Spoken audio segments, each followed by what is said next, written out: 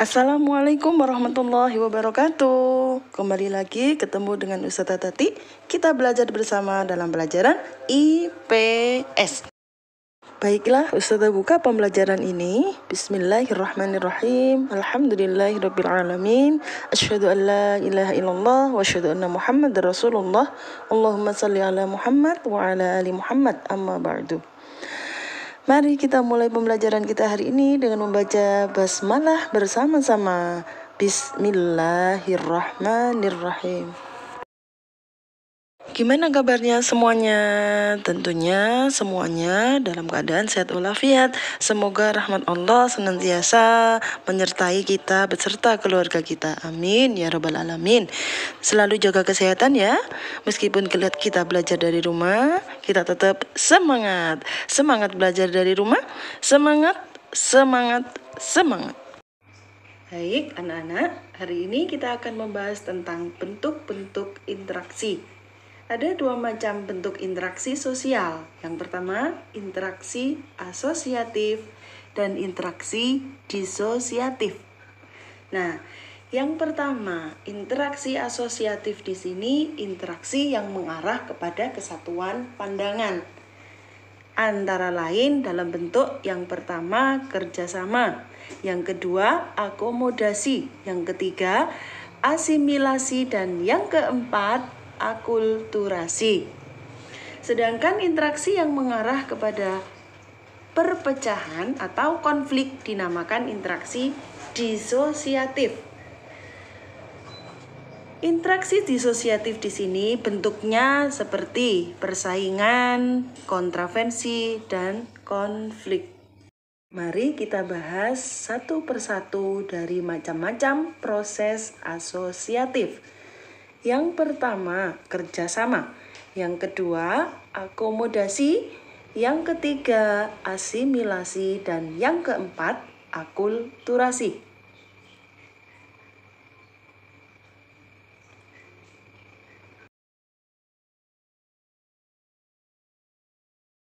Kerjasama. Kerjasama adalah suatu usaha bersama antara orang perorangan atau kelompok manusia untuk mencapai tujuan bersama. Mari kita saksikan di layar contoh dari sebuah kerjasama.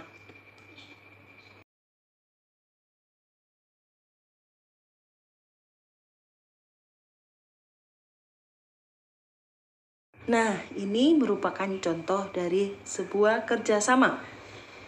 Dengan usaha bersama-sama akan mencapai sebuah hasil yang memuaskan. Sebagaimana firman Allah dalam Al-Quran, surat Al-Maidah ayat 2.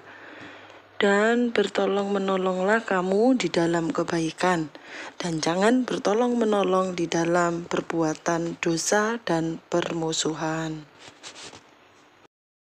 Kerjasama itu sendiri mempunyai beberapa bentuk. Ada yang tahu? Nah, pinter. Yang pertama adalah kerukunan. Wujud dari kerukunan tersebut mencakup gotong royong dan tolong menolong. Selanjutnya, bentuk dari kerjasama yang kedua adalah bargaining. Perjanjian pertukaran barang dan jasa, seperti barter. Yang ketiga, bentuk dari kerjasama tersebut antara lain adalah kooptasi, penerimaan unsur-unsur dalam sebuah kepemimpinan. Adalah koalisi, kerjasama antara dua organisasi atau lebih untuk mencapai tujuan yang sama. Terakhir, yang kelima, joint venture, kerjasama dengan pihak lain dalam pengusahaan proyek-proyek tertentu. Contohnya penambangan batu bara, PT Freeport, dan lain-lain.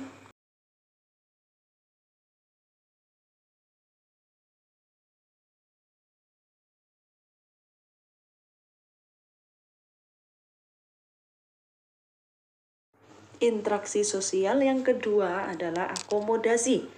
Akomodasi di sini adalah sebuah proses penyesuaian individu atau kelompok manusia yang semula saling bertentangan sebagai upaya untuk mengatasi ketegangan. Nah, akomodasi juga dapat diartikan sebagai upaya untuk menghindarkan atau mengakhiri konflik atau sebuah pertikaian. Nah, jadi bentuk akomodasi ini sendiri seperti meredam, ya.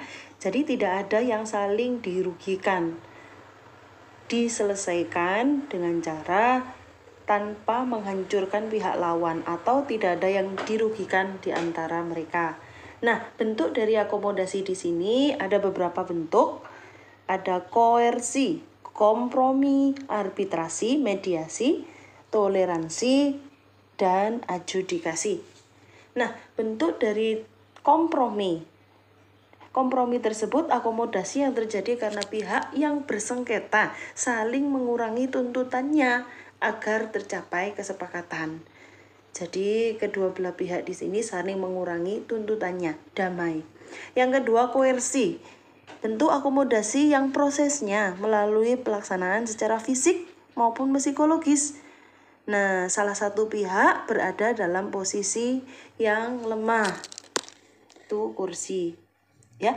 Kemudian selanjutnya, bentuk dari akomodasi yang ketiga. Nah, bisa sekarang interaksi sosial yang ketiga. Interaksi sosial asosiatif dalam bentuk asimilasi. Jadi asimilasi di sini pengertiannya merupakan sebuah upaya untuk menghadapi sebuah perbedaan demi sebuah kebersatuan. Nah, istilah kuno untuk perkawinan di antara etnik. Misalnya, orang berbeda ras, berbeda suku, atau mungkin perbedaan antar negara. Nah, berikut adalah contoh perkawinan campuran.